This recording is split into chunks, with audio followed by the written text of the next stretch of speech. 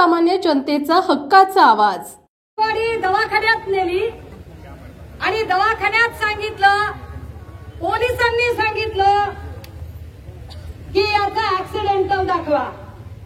संपदा मुंडेने नाही म्हटलं, मी ऍक्सिडेंटल दाखवणार नाही।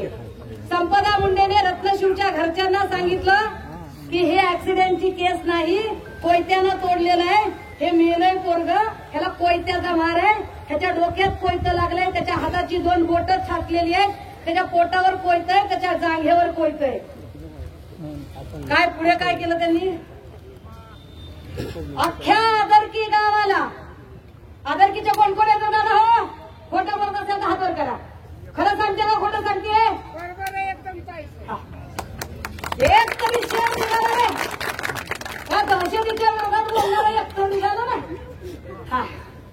आदरकी गावची लोक पोलीस स्टेशनच्या समोर जमली आणि त्यांनी सांगितलं की आमच्या पोराचा खून झाला, ऍक्सिडेंट नाही। संध्याकाळपर्यंत डेड बॉडी ठेवावी लागली, तेव्हा कुठे खुनाचा गुन्हा दाखल करून घेतला। पोलीस स्टेशन फलटण, अधिकारी महाडिक जायपात्रे काळे पाटील, नावं तिकडच्या सगळ्या एलआयबीच्यांनी ऐकायची। सुनील महाडिक नाही, राहुल धसवर येऊ की साईड कॅरेक्टर, साईड हिरो सगळे घेऊ आले, मग मेन हिरोला आहात, साईड कॅरेक्टर घेऊ सगळे।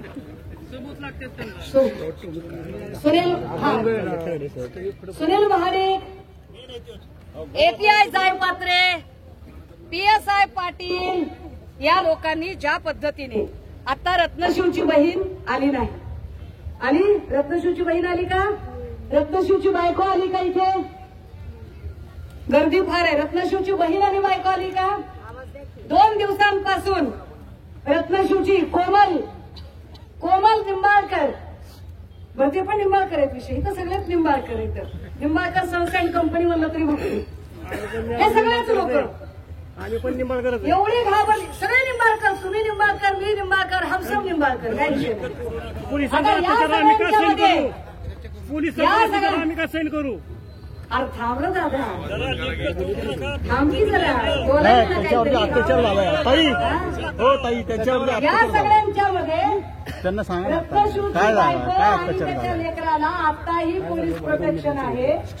कदाचित पोलिसांनी त्या दोघांना येऊ दिलं नाही की काय, अशी मला शंका आहे, कारण कालपर्यंत ते आमच्या कॉन्टॅक्ट मध्ये होते, सगळ्या माध्यमांशी बोलत होते, आणि आज अचानक कॉन्टॅक्ट होत नाही, याचा अर्थ काय? रत्नशिवची बहीण म्हणते, अरे हे दबाव आहे म्हणून चालू आहे ना, नाही बघायचे, बघा काय सफारी खराब होत नाही, बघा, आणि उभं राहायचं असं तर निवडणुकीला उभं राहा, बघा 2 झाले। पाचगणीची पोरगी सुसाईड आहे असं दाखवलं, संपदावर दबावाला सुसाईड दाखवण्याचा, मर्डर केस आहे असं त्यांच्या आई वडिलांचं म्हणणं आहे। डेड बॉडीचं पोस्टमॉर्टम कुठं होतं? तिथे फलटणच्या त्याच रुग्णालयात का जातात डेड बॉडी? कटर आणि सगळ्या व्यवस्था तिथेच आहे, त्यामुळे इतर हॉस्पिटल कुठलंच नाहीये। काही लोक म्हणाले की ह्या सगळ्यांमध्ये तुम्ही बाकीची प्रकरणं कशाला काढताय? मी कशाला काढू दादा प्रकरणं?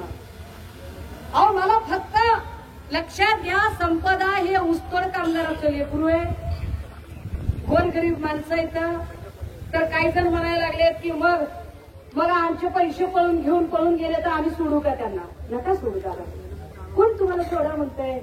अहो, तुम्ही त्याच्यावर केसेस दाखल करा, गुन्हा दाखल करा, तुमची एवढी ताकद आहे की गाडी पाठवा, त्याला घेऊन या, त्याला लॉकअप मध्ये टाका।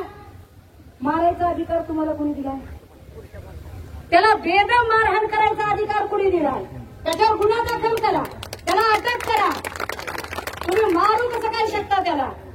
तुम्ही त्याचा जीव घेऊ शकत नाही, तुम्ही त्याला मारू शकत नाही, त्याला मारायचं। मग त्याला फिजिकल फिटनेस का दाखवायचा? काही लोकांना कळलं नसेल फिटनेसचं काय गौड बंगाल आहे। एखाद्याला खूप मारहाण झाली की एमएलसी साठी नेलं जातं दवाखान्यामध्ये, दवाखान्याने जर फिट दाखवलं तर त्याला अटक केली जाऊ शकते। दवाखान्यात जर अनफिट दाखवलं तर त्याला अटक होत नाही. म्हणजे आग टाकायच्या आधी बेदम मारहाण करायची, मग अटकाला सांगायचं डॉक्टर नैना शिरसाट इथं आहे. बरोबर आहे ताई? आता ह्या सगळ्यांच्या मध्ये किती अशा एफआयआर दाखल व्हाव्या दादा? मी एफआयआर दाखवल्या त्या दिवशी माझ्यावरती मेडल आहे तीन आहेत दाखल. आता अशा ज्या सगळ्या एफआयआर दाखल आहेत ते म्हणाले की एवढ्या एफआयआर निघू शकत नाही. एक एफआयआर दाखल करायला किती वेळ लागतो आणि नेमकं संपदाच्या बद्दल झालं काय, संपदाच्या संबंधाने नेमकं घडलं काय? इथे संपदाचे बाबा थांबलेले आहेत. शेतमजूर माणूस आहे, गरीब माणूस आहे, कष्ट करून त्याला लेकरू वाढवलेलं आहे. ही सगळी गरीब माणसं आहेत. बरं मेलं तर मेलं लेकरू, मेल्यावर त्या लेकराच्या चारित्र्यावर शिरतोडे उडवतात. तिची पण उत्तरं देते, पण जरा थांबा. का करावं लागलं एवढं सगळं आम्हाला? आम्ही फक्त संपदा मुंडेला न्याय मागत होतो ना. आम्ही संपदा मुंडेचाच न्याय मागत होतो. देवेंद्र फडणवीसांनी क्लीन चिटची भाषा का केली? देवेंद्र फडणवीस जज आहेत का? ते मुख्यमंत्री आहेत, त्यांनी राज्य चालवायचं, त्यांनी कोर्ट नाही चालवायचं. आणि त्यांना कोर्ट चालवायचं असेल तर हे सगळे पोलीस स्टेशन बंद करून टाका, कोर्ट बंद करून टाका आणि फडणवीस साहेबाच्या माशी समोर एक पाटी लावून टाका, एक क्लीन चिट वाटून मिळेल. ये ताई, तुला 1 मिनिट आहे फक्त सांगायला. एक आणि 1 मिनिटात तू सांगणार आहेस. तुला फक्त नाव सांगशील. माझं नाव शीतल विकास लंबाते.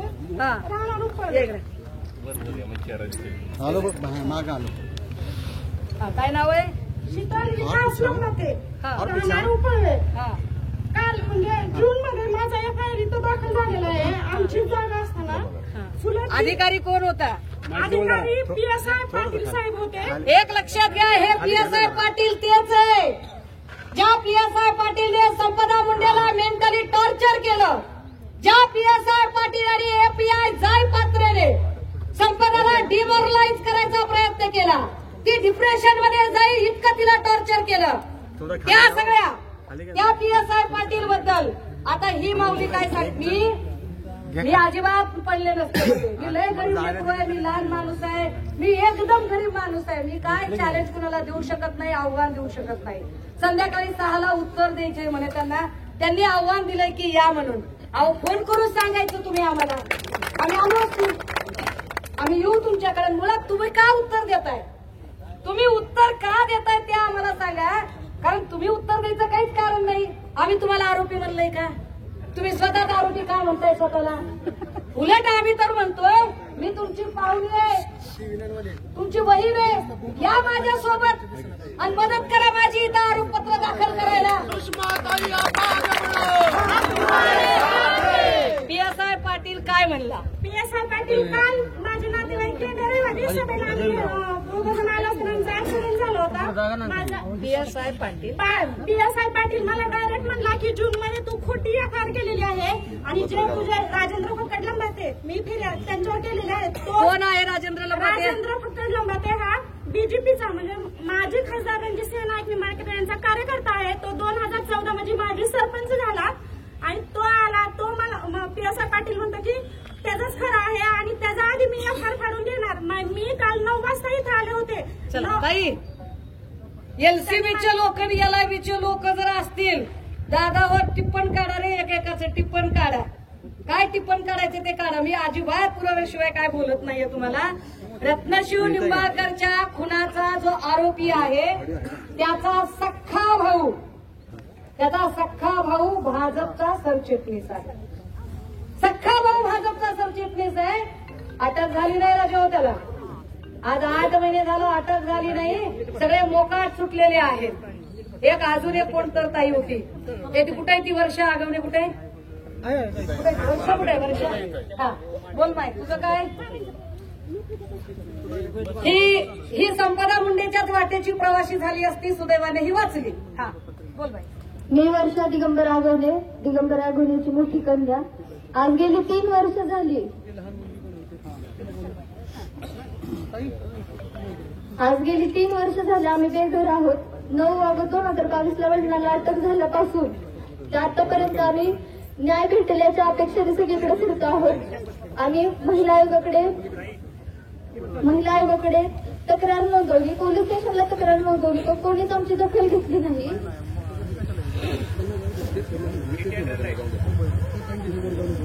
कधी भेटणार आहे आम्हाला न्याय? माजी खासदार रणजित नाईक निंबाळकर यांचे कार्यकर्ते घरी येऊन आम्हाला धमकी देत होते की आता तुमच्या वडिलांचा कार्यक्रम लावला, आता तुमचाही कार्यक्रम लावतो. म्हणजे आम्ही काय केलं होतं? आमची काय चुकी आहे सगळ्यात? त्यांचं वैर माझ्या वडिलांशी होतं, ते पूर्ण घरापर्यंत आले. माझ्या आईवरही केसेस केल्या, माझ्या मामीवरही केसेस केल्या.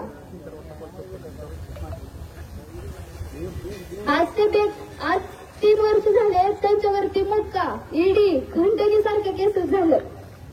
माझ्या वडिलांना आज इथे सगळे जमलेले आहेत. तिथं सगळ्यांना कोणाला जरी विचारलं तरी ते सांगतील दिगंबर आघोणे साहेबांनी त्यांच्यासाठी काय केलंय. इथं आता माझ्याकडे अजून एक खून प्रकरणाचं प्रकरण आहे.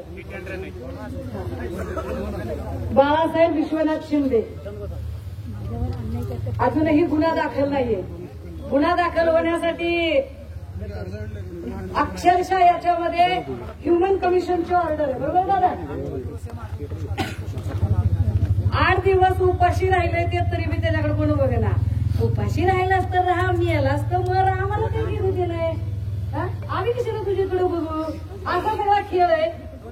या सगळ्यांमध्ये समोर या दादा, तुम्ही समोर या, तुम्ही येता येत नाहीये. तुम्हाला काय सांगायचंय?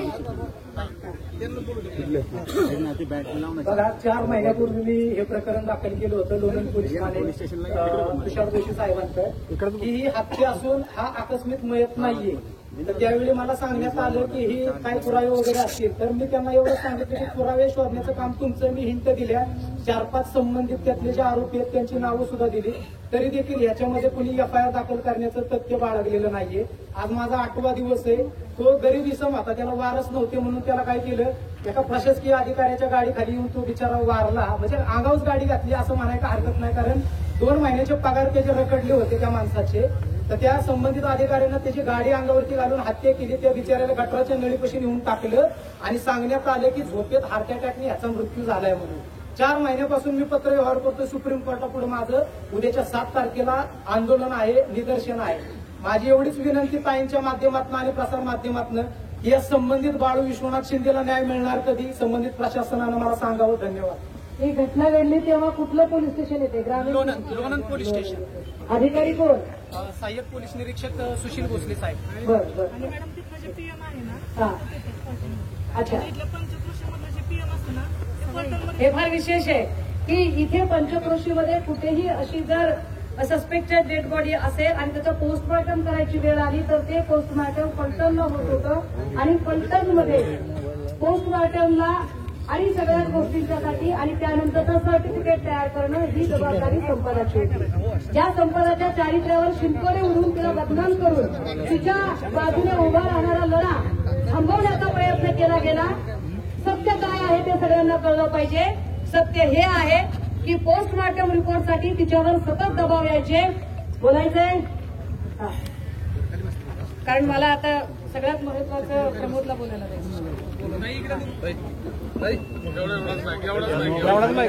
पुढचं मोबाईल म्हणलं ना, मागचं काय शूट घेता येणार, पुन्हा काहीच घेता येणार. काय करू सांगितलं, आलीच घ्या ना फोन. मागं माणसं थांबलेत ना, असं करताय. नमस्कार, मी जयश्री दिगंबर आगवणे. पहिले की आज पीडित महिला डॉक्टर संपदा जागाच नाही कुठे मुंडे यांना माझ्याकडून भावपूर्ण श्रद्धांजली. 3 वर्ष झालं मी माझ्या न्यायासाठी हक्कासाठी लढते. दिगंबर आगवणेंनी रणजितसिंह नाईक निंबाळकरांच्या खांद्याला खांदा लावून काम केलं ह्या तालुक्यासाठी. अधिकारी कोणते? अधिकारी PSI गोडसे आणि ग्रामीण पोलीस स्टेशन, शहर पोलीस स्टेशन, दोन्ही पोलीस स्टेशनला कामं झालेत. आमच्या विरोधात 24 गुन्हे दाखल झालेत. मी माझी पंचायत समिती सदस्य आहे. 24 गुन्हे दाखल झाले. त्यातल्या बाळाला कुणाचा खून केलाय? कुणाचा खून किडनॅप नाही केलंय? नाही. पाकीट मारलंय? खंडणी मागितली? नाही ना. दरोडा टाकलाय? हप्ता मागितलाय? धमक्या देताय, बलात्कार केलाय, चोऱ्या करताय, गुन्हा कशासाठी? यातलं काही सुद्धा केलेलं नाही. उलट माझ्या पतीनं अरे कसं करू मी तूच सांग की आता कसं मागे त्यांच्यासमोर आहे. पण रणजितसिंह निंबाळकर आणि त्यांचे कार्यकर्ते म्हणतात की मुंडे प्रकरणाशी आणि आगाऊ त्यांचा काही संबंध आहे. ते कशासाठी ह्याच्यात? हे राजकीय चाललंय, पण आम्हाला राजकारण करायचं नाही ह्याच्यात. मी माझ्या न्यायासाठी आले. 2-3 वर्ष झालं मी बेघर आहे. हे त्यांचं लेटर आहे, हे त्यांचं लेटर आहे. ते 27 मिस्टरांना अरेस्ट झाली 9/8/2022 ला आणि हे 29/7/2022 ला लेटर हेड गेलेलं आहे. हे पुरावे आहेत माझ्याकडे सगळे. आणि तिथून षडयंत्र चालू झालं सगळं. 2 महिन्यापूर्वीच षडयंत्र सगळं रचलं. ज्या घरात माझं एकच म्हणणं आहे की ह्याच्यात प्रशासनावरती दबाव आणून कसं प्रकरण हे केलं. मोक्का लागला. हॅलो, मोक्का माझ्यावरती, आमच्यावरती 13/4/2022 ला अर्ज येतो आणि 13/12/2022 ला आमच्यावरती तक्रार दाखल होते. आणि माझा ह्याच्यात काही संबंध? तर मी फिर्यादीला फोन केला आणि सांगितलं की मिस्टरांनी कस्टडीत आहे, तुला भेटायला बोलवले. पण नंबर नाही दिला त्यांनी कुठला. त्यांनी सीडीआर काढायला पाहिजे ना. ते मला विचारतात की कुठल्या नंबरवरून फोन केला, पण त्यांनी सांगावं की नंबर कुठला आहे आणि कुठल्या नंबरवरून मी फोन केला. 29 तारखेला माझी मोक्याची बेलची तारीख कोर्टात आहे आणि मी कोर्टासमोर बसले आणि माझ्यावरती एनसी दाखल होते पोलीस स्टेशनला. कधी नाही भेटणार. हे आपल्या जनतेचा सर्वसामान्यांचा प्रश्न राहिला नाही तर आपल्या उंबरठ्यावर येऊन टेकलेलं हे संपादकांचं प्रकरण आहे. त्या प्रत्येकाला उत्तर देणं गरजेचं आहे. आणि ते उत्तर देत असताना ते अत्यंत कायद्याच्या चौकटीत देणं गरजेचं आहे. मी पुन्हा एकदा स्पष्ट केलं पाहिजे, मला राजकीय कुरघोड्यांमध्ये स्वारस्य नाही. पॉलिटिकल स्कोअर सेट करण्यामध्ये स्वारस्य नाही. कुणीतरी म्हणालं की त्याच्यावर नंतर बोलते जाऊ दे. या डॉक्टर संपदा मुंडे यांची हत्या ही आत्महत्या इथून चर्चा कधी सुरू झाली. संपदाच्या हातावर सुसायडल नोट आहे. ती नोट पहिल्यांदा बघणारे डॉक्टर प्रमोद मुंडे आता आपल्याला बोलले. डॉक्टर प्रमोद यांनी सांगितलं की मला पोस्टमॉर्टमसाठी हजर राहायचं होतं. मी डॉक्टर आहे. मी विनंती केली पोलिसांना, पण पोलिसांनी डॉक्टर प्रमोदला हजर राहू दिलं नाही. नंतर त्याने दुसरी मागणी केली की ठीक आहे मी हजर नाहीये, पण याचं इन कॅमेरा पोस्टमॉर्टम करा. तेही मागणी मान्य केली नाही. मग आम्ही अजून काही गोष्टींचा शोध घेत होतो. इतक्यात घाईघाईने मुख्यमंत्री आले. मुख्यमंत्री यांनी क्लीन चिट दिली. मी मगाशी म्हटलं की तो त्यांचा जॉब नाही, पण हे लक्षात घेण्यासारखं आहे. म्हणजे हे आवर्जून सांगितलं पाहिजे माध्यमांच्या समोर की सगळ्यात आधी जेव्हा बोलताना शिवसेनेचे श्री अंबादास दानवे यांनी एक भूमिका मांडली आणि ते असं म्हणाले की एका खासदाराच्या पीएचा फोन आला होता आणि त्या पीएचं नाव त्यांनी सांगितलं. खासदार कोण आहे हे अंबादास दानवे यांनी सांगितलं नाही. लक्षात घ्या, काय घडलं ते नीट समजून घ्या. मग त्याच्यानंतर मला वाटतं श्री धनंजय मुंडे तोडगावला गेले. श्री धनंजय मुंडेंना माध्यमांनी प्रश्न विचारले तेव्हा ते म्हणाले की एका खासदाराचा उल्लेख आहे, त्याचे सीडीआर तपासले पाहिजे. एका खासदाराचा उल्लेख आहे, नाव कुणीही घेतलं नाही. खासदार कोण आहे कुणाला माहित नाही. आता या सगळ्यांच्या नंतर मुख्यमंत्री इथं आले.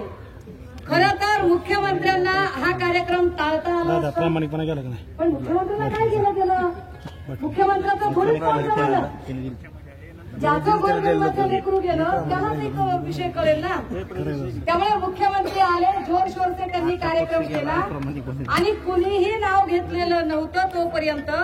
इतक्यात मुख्यमंत्री उभे राहिले आणि मुख्यमंत्री असं, मी पुन्हा एकदा सांगते, खासदार रणजित नाईक निंबाळकर यांचे सगळे कार्यकर्ते जे अत्यंत गुपचूपपणे कॉल रेकॉर्ड करतायत, भाषण रेकॉर्ड करतायत, त्यांनी उघडपणे रेकॉर्ड करावं, माझं काही म्हणणं नाहीये. त्यांनी हे नीट समजून घ्यावं. दादा असं काय करताय, ज्या गावच्या बोरी त्या गावच्या बाबळी, एवढं तर कळतं ना राव. तर हे समजून घ्या की पहिल्यांदा नाव कुणी घेतलं. पहिल्यांदा नाव राज्याचे मुख्यमंत्री देवेंद्र फडणवीस यांनी घेतलं. देवेंद्र फडणवीस यांना असं का वाटलं, देवेंद्र फडणवीसांना कुणीही विचारलं नव्हतं, तरीही देवेंद्र फडणवीसांनी हे नाव घेतलं, हे फार विशेष आहे. दुसऱ्या दिवशी मी पत्रकार परिषद घेतली. मी माझ्या पत्रकार परिषदेमध्ये थेटपणे काही मुद्दे मांडले आणि ते मुद्दे मांडताना मी असं म्हटलं की कुणालाही क्लीन चिट द्यायची घाई करू नका, तपास आपल्या पद्धतीने चालू राहू द्या आणि आम्हाला न्यायालयीन चौकशीची अपेक्षा आहे. आणि मी त्या संदर्भाने काही गोष्टी मांडल्या.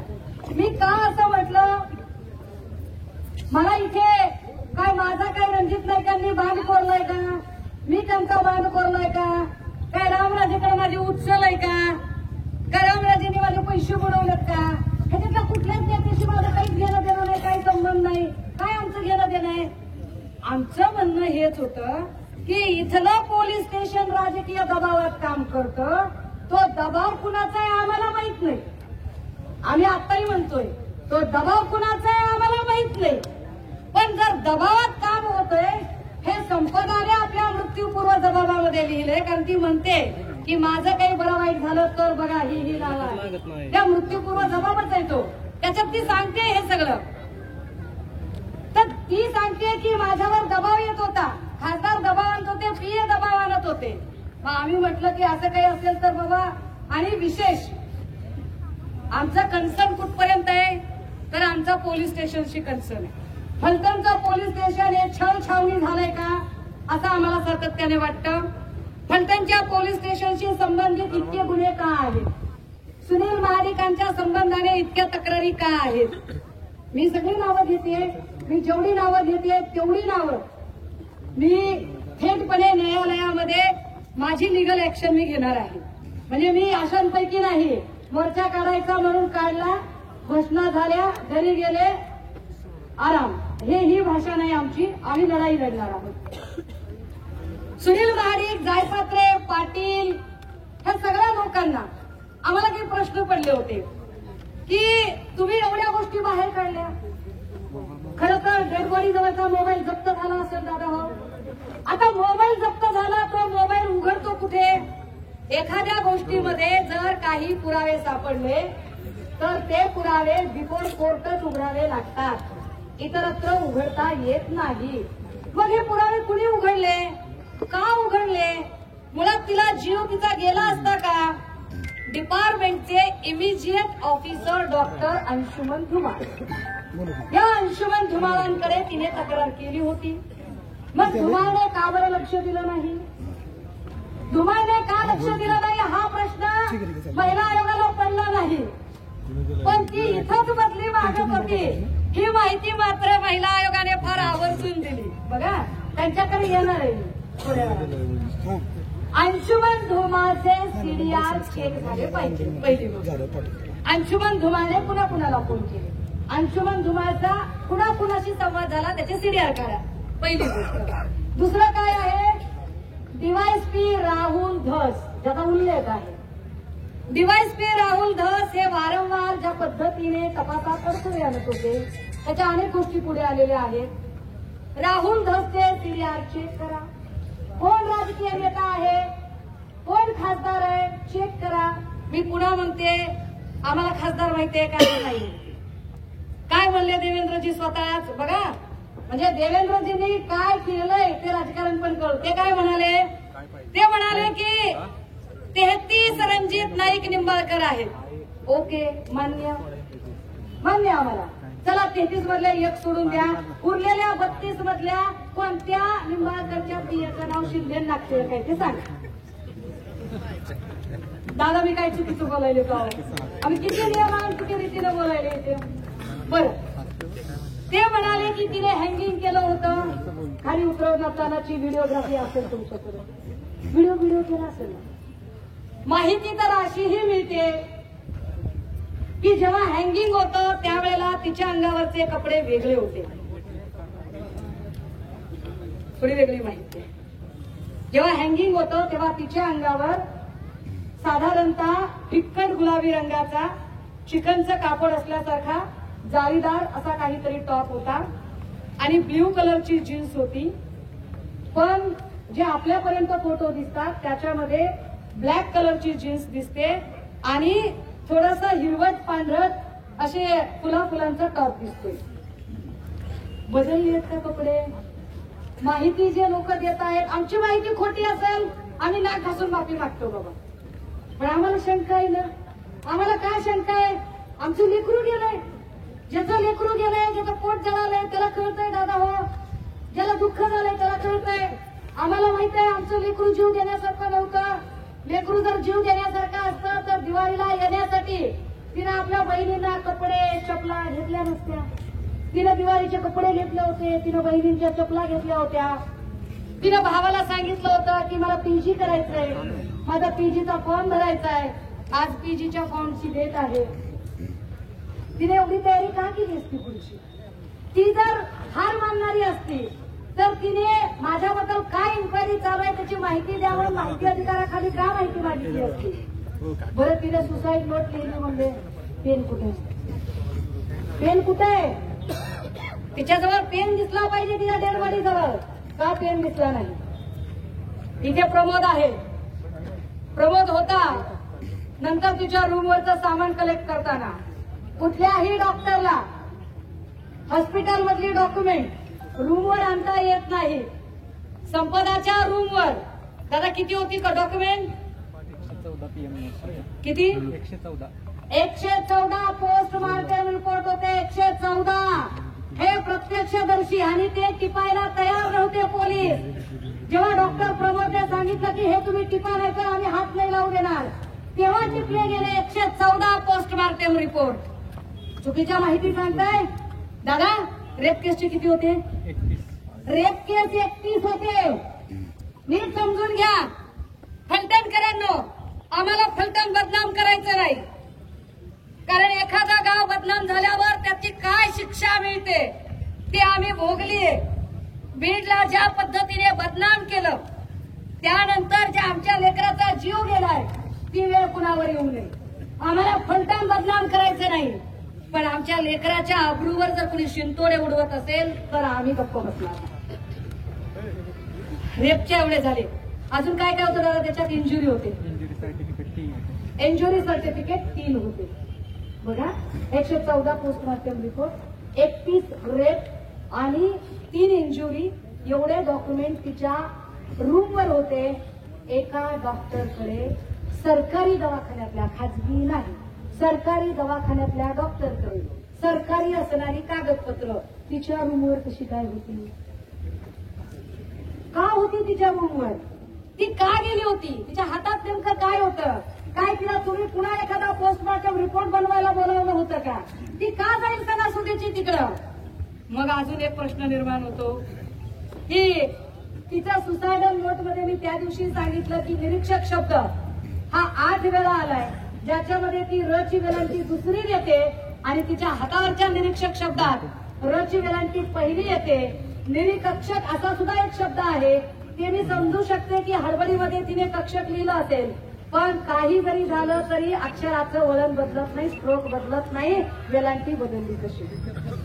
मी हे सांगितलं पाहिजे की यानंतर प्रेस कॉन्फरन्स झाल्या,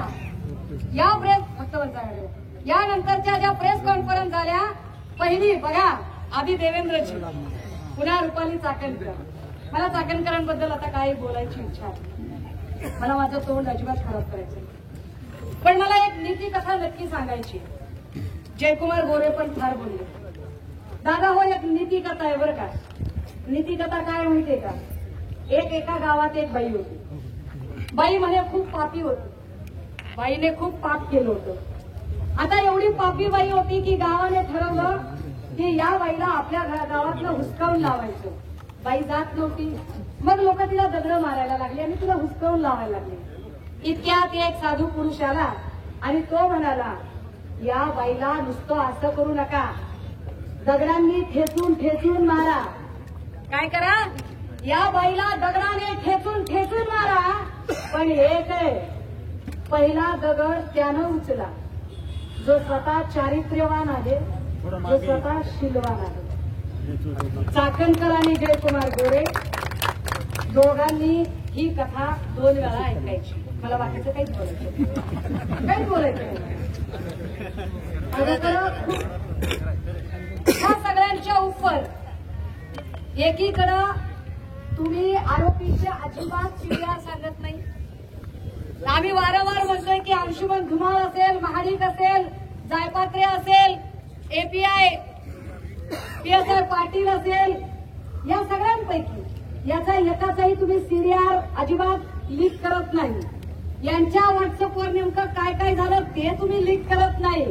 पण चाकणकर बाई घाईघाईने येऊन सांगते की चॅट होता त्याच्यात. दादा हो, प्रश्न आमच्या जिल्ह्यातल्या, आमच्या मातीतल्या, आमच्या लेकीच्या अब्रूचा आहे. चॅट होता, कॉल होते, मी काम करतो. माझ्याकडे कधी कधी रात्री 1.5 लाख 2 लाख फोन येतात. मला फोन उचलावे लागतात. कुणाचं पोलीस स्टेशनचं काम असतं, कुणाचं ऍक्सिडेंटचं काम असतं, कुणाची गाडी कुठं धरलेली असते, काही काम असू शकतात. एखाद्याला फोन येतो म्हणजे फोन वाईट असतो. चला त्याच्याही पुढे जाऊन आपण असं गृहीत धरू की चला तिच्या व्हॉट्सअपमध्ये चॅट होते. तुम्हाला मारायचा अधिकार तुम्ही दिला. तुम्ही कोण तिचा जीव घेणार आहे? तिच्या मोबाईलमध्ये चॅट होते म्हणून तुम्ही जीव घेणारे कोण आहात? बदने आणि बनकर ही 2 माणसं अटक झाली का? अटकेसाठी स्वतः हजर राहिली तर स्वतःच हजर राहिली. कसं काय? बाहेर काही तोडपाणी झालंय का? की आतापर्यंत सगळ्यांना जसं सोडवलं तसं तुला बी बाहेर काढतो, काही नाही, फक्त गुन्हा अंगावर घे, काय थोडे दिवस मध्ये राहशील, लगेच बाहेर निघशील, तर चालणार नाही. आरोपींना फाशी झाली पाहिजे अशी मागणी आपण नक्की करतोय, पण आरोपी सापडलेच होते. आता शेवटचा मुद्दा. या सगळ्यांच्या उपर काल माझ्याकडे एक मेसेज आला. मेसेजमध्ये असं लिहिलं होतं की ज्यांना कुणाला बोलायचं असेल, मग सुषमाताई असतील, महबूब शेख असतील, अजून कुणी असेल, त्या सगळ्यांनी आम्ही खुर्च्या मांडलेल्या आहेत आणि तुम्ही आमच्याकडे या. खाली लिहिलं होतं 1 फलटणकर. आता तो 1 फलटणकर मी कोण धरायचा तुम्ही सांगा. कारण इथं तर एवढे सगळे फलटणकर जमलेत. जर इथं एवढे फलटणकर जमलेत तर तुम्ही तिथं या की चर्चेला. मी बसते इथंच, मी इथंच बसते. मगाशी कुणीतरी म्हणलं आगवणे बाई उभ्या राहिल्यावर काहीतरी बोललं. त्यांचं काहीतरी म्हणणं होतं. एकाने मला फोन केला आणि म्हटले तुम्हाला माहितीये का जयश्री आगवणेचं दुसरं लग्न आहे. हे बोललं पाहिजे. मानसिकता काय हे बोललं पाहिजे. डॉक्टर बाबासाहेब आंबेडकरांनी पुनर्विवाहाची चळवळ चालवली. फुल्यांनी पुनर्विवाहाची चळवळ चालवली. महर्षी धोंडो केशव कर्वेंनी ती चळवळ चालवली. एखादी माऊली सन्मानाने जर पुन्हा आयुष्यात नव्यानं उभी राहते, देव करून कुठल्याही लेकीबाळीवर ही वेळ येऊ नये, पण अशी दुर्दैवी वेळ आली आणि ते लेकरू पुन्हा नव्याने जर उभं राहत असेल तर तुम्ही लगेच चारित्र्यहीन ठरवणार. मग पुरुषांच्या किती करायच्या? आम्हाला बोलायला लावाल का त्याच्यावर? तुम्ही भांडा, तुम्ही लिगल मुद्द्यावर भांडा. हे चुकलेलं आहे, हे चुकलेलं आहे, हे चुकलेलं आहे. तुम्ही लिगल मुद्द्यावर नक्की भांडा, आपलं काही म्हणणं नाही त्याच्याबद्दल. पण तुम्ही चारित्र्य हनन जर कराल तर ते नाही सहन केलं जाणार. आता ह्याच्या उपर त्यांचं असं म्हणणं आहे की आरोप करण्यापेक्षा चर्चेला या. तर माझं एकच म्हणणं आहे, तुम्हाला असं का वाटतंय की तुम्ही स्वतः आरोपी आहात? माझ्या संपूर्ण भाषणात मी एकदा सुद्धा नाव घेतलं नाही. मी घेतलं का? मी काहीतरी बोलले का? मी पुन्हा म्हणते अहो नाही हो, सध्याच माणूस आहे. मी माझ्या पूर्ण भाषणात एकदाही नाव घेतलं नाही. मग तरी सुद्धा आपण म्हणताय की आपण या आणि आपल्याला काही होणार नाही. काही होणार नाही. एवढी जर मी घाबरणारी असते तर तिथून मला तर माहित पण नव्हतं की इथं एवढी लोक जमतील. अरे मी एकटी होते आणि हात जोडून म्हणलं की निहत्ती यायला तयार आहे, म्हणून निशस्त्र यायला तयार आहे. मेल्या आईचं दूध पिलेली नाही. कायदा बादशाला लिहिलंय. आता वापरायला कळतंय मला. मी काय सांगताय, पहिल्यांदा प्रकरण हाताळत नाहीये. जवखेडा खैरलांजीपासून प्रकरण हाताळत आली. त्यामुळे कायदा माहिती आहे आणि केसेस माहिती आहे. आमचा कन्सर्न कुठे आहे? आमचे 4च मुद्दे आहेत. फलटण पोलीस स्टेशनची छळछावणी झाली आहे. तुम्ही परळी पोलीस प्रशासनाचे सगळे पोलीस खांदे पालट करत बदलले ना.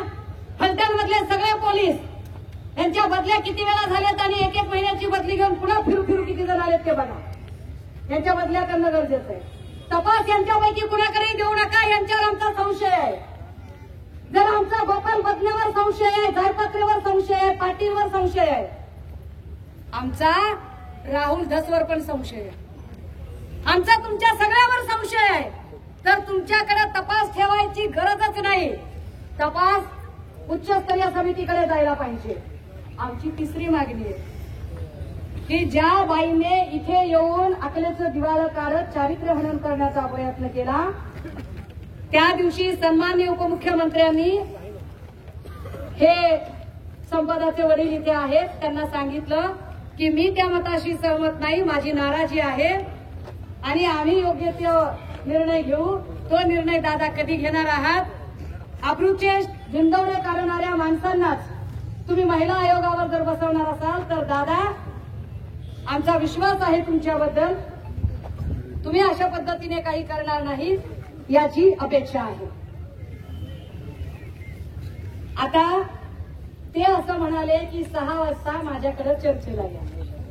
तर माझं एवढंच म्हणणं, तुम्ही लय मोठे नेते आहो, मी काहीच नाही तुमच्या पुढे, मी चिल्लर माणूस आहो, मी गरीब माणूस, लय गरीब माणूस आहो, पण तरी सुद्धा मी तुमचं निमंत्रण स्वीकारायला माझी काही हरकत नाही. फक्त जर तुम्हाला असं वाटतंय की हे सहकार्यानं आणि सामोपचारानं सगळं सुटलं पाहिजे, तर माझी विनंती आहे फलटणकरांना, कारण मेसेज फलटणकरांनी दिलाय की नाही, तर फलटणकरांना माझी विनंती आहे, दोनही नेत्यांना सुद्धा माझी विनंती आहे. म्हणजे रामराजे निंबाळकर म्हणाले की आम्ही तिचा पुतळा उभा करू, राजे पुतळा नका उभा करू. मुळात कुणाचा पुतळाच उभा करण्याची वेळ येणार नाही, इतक्या ताकदीने आधी प्रत्येकाच्या पाठीशी उभे राहा, हे जास्त गरजेचं आहे. गेल्या पाठी तुम्ही पुतळा उभा केला काय आणि त्याच्यावर मेघडंबरी केली काय, त्याला काय फरक पडते? आमचं माणूस जिथं असताना त्याला आधार द्यायची गरज आहे, त्याला सुरक्षा द्यायची गरज आहे. आणि माझी रणजित सिंह नाईक निंबाळकर यांना अत्यंत नम्रतेची दोन्ही हात तिसरं मस्तक जोडून विनंती आहे. मी नम्रतेनं विनंती करते त्यांना की आम्ही आपल्याला आरोप करण्यापेक्षा आम्ही आपल्याला आवाहन करतोय, आव्हान देत नाही आहोत, आवाहन करतोय की आपल्याला पण वाटतंय ना की चौकशी झाली पाहिजे. वाटत असेल की त्यांना, आपल्यालाही वाटतंय की चौकशी झाली पाहिजे, आपल्यालाही वाटतंय की मदत न्याय झाला पाहिजे. तर या, हे पोलीस स्टेशन आमचं ऐकत नाही, तुमचं ऐकलं तर बघा. आमच्या लेकराच्यासाठी न्याय देण्यासाठी आमच्या सोबत या. आणि आम्ही ज्यांची ज्यांची नावं घेतोय, डॉक्टर अंशुमन धुमाळ, डीवायएसपी राहुल धस, गोपाल बदने, बनकर, त्यानंतर कोण असेल, Sunil Mahadik, API Jaypatre, PSI Patil, PA Shinde, PA Nagtilak, ह्या सगळ्या लोकांवर आरोपपत्र दाखल करून घेण्यासाठी रणजित नाईक निंबाळकर साहेब, तुम्ही आमची मदत करा, तुम्ही आमच्या सोबत या. तुम्ही इथला नेता आहेसा, मग इथल्या नेत्यांना हवी मदत मागतोय बरं. अहो तुम्ही इथल्या इथं मदत केली, न्याय दिला, तर बीडच्या लोकांना काम धंदा सोडून द्यायची काय गरज आहे? हा, तर आम्ही तिथं खुर्च्या मांडण्यापेक्षा तुम्ही खुर्च्या मांडू शकताय. आम्ही लहान माणसं, गरीब माणसं, आम्ही रस्त्यावर बसलो, या इथं आमच्या सोबत या. आणि ती मधला डीवायएसपी का कोण हाय त्याला सांगा, बघा काय होतंय ते. आणि हो, तुषार दोशी या व्यक्तीबद्दल अजून एकदा सांगितलं पाहिजे. तुषार दोशी एसपी आहे. तुषार दोशींची कारकीर्द सगळ्यांना माहित असली पाहिजे. अश्विनी बिद्रे प्रकरणामध्ये तुषार दोशी हे क्राईम ऑफिसर होते. अश्विनी बिद्रे प्रकरणामध्ये सगळे पोलीस ऐका, तुमचे बॉस ऐकाच तुम्ही, माहिच्या ना ऐका, माय बापाच्या इमानदारी नाही. आपण आपला स्टाईल आहे, इलाका तुम्हारा धमाका हमारा. पोलीस स्टेशन अजिबात नाही, असले उद्योग कोणी करायचे नाही. हे पोलीस स्टेशन कायद्याने तयार झालेलं पोलीस स्टेशन आहे आणि आम्ही कायद्याचा सन्मान करणारे आहोत. 4-2 मूर्ख माणसं असतील म्हणून आम्ही कायदा बदनाम करू शकत नाही आणि कायद्याचं अवमूल्यन सुद्धा करू शकत नाही. आम्ही नक्सली नाही आहोत, आम्ही देशद्रोही नाही आहोत. आम्ही या देशातला कायदा मानणारी माणसं आहोत. तुषार दोषी यांच्याबद्दल 2013ला अश्विनी बिद्रे प्रकरण झालं. 15 साली त्यांचा खून झाला हे कळलं. 16ला त्याच्यावरती गुन्हा दाखल झाला. 25ला आता त्याचा निकाल लागलाय, ज्याच्यामध्ये अभय कुरुंदकर नावाचा पोलीस ऑफिसर होता, ज्याला जन्मठेपेची शिक्षा झाली आहे. या सगळ्या प्रकरणामध्ये तुषार दोषीकडे तपास नको. तुषार दोषी हे बायस्ड आहेत, पक्षपाती आहेत, असा आरोप आम्ही केलेला नाही. असा आरोप अश्विनी बिद्रेचे यजमान श्री राजू गोरे यांनी केला. आणि राजू गोरे म्हणाले की तुषार बिद्रे जर असेल, तुषार दोषी जर ऑफिसर असेल तर मी माझी साक्ष नोंदवणार नाही.